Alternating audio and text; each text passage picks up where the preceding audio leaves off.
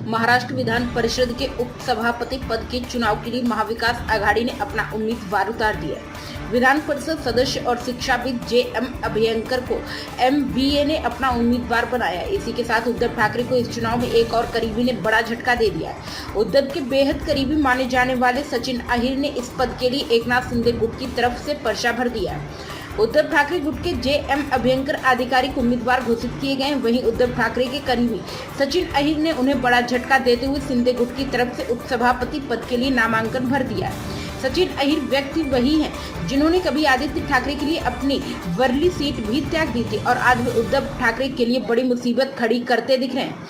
सचिन अहिर ने यह कदम ऐसे समय पर उठाया है जब महाराष्ट्र की राजनीति में दल बदल और नेताओं के पाला बदलने की चर्चाएं लगातार तेज हैं। हाल के दिनों में शिवसेना के कई नेताओं और जनप्रतिनिधियों के एकनाथ शिंदे गुट के संपर्क में होने की अटकलें लग रही हैं। विधान परिषद के उपसभापति पद का चुनाव महायुति के लिए प्रतिष्ठा का विषय माना जा रहा है। ऐसे में सचिन अहिर का शिंदे खेमे में शामिल होना न सिर्फ महायुति की राजनीतिक ताकत बढ़ाने वाला कदम माना जा रहा है, बल्कि इसे उद्धव ठाकरे के लिए एक और राजनीतिक झटका भी बताया जा रहा है। सवाल यह है कि क्या सचिन अहिर का यह फैसला शिवसेना में और टूट की शुरुआत साबित होगा या फिर सिर्फ उपसभापति चुनाव तक सीमित राजनीतिक रणनीति है। राज्य में पहले भी शिवसेना और एनसीपी में बड़ी टूट की खबर देखने को मिल चुकी है। अब सचिन अहिर के इस कदम ने महाराष्ट्र की सियासत में नई चर्चाओं को जन्म दे दिया है। क्या यह सिर्फ एक राजनीतिक रणनीति या फिर शिवसेना यूबीटी और बड़े बदलाव का संकेत? इस पर अब सबकी नजरें टिकी हुई हैं। आने वाले दिनों में महाराष्ट्र की राजनीति में इसके दूरगामी असर देखने को मिल सकते हैं।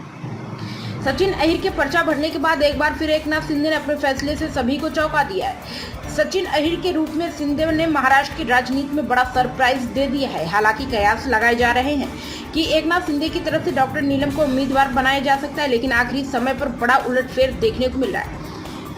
महाराष्ट्र विधान परिषद के उपसभापति पद के लिए बुधवार को चुनाव होगा। इसके लिए नामांकन प्रक्रिया मंगलवार को पूरी की जाएगी। विधान परिषद के सदस्य राम शिंदे की तरफ से यह ऐलान किया गया है। विधान परिषद में खाली इस पद को भरने के लिए सभी प्रक्रियाएं मंगलवार को पूरी की जाएंगी।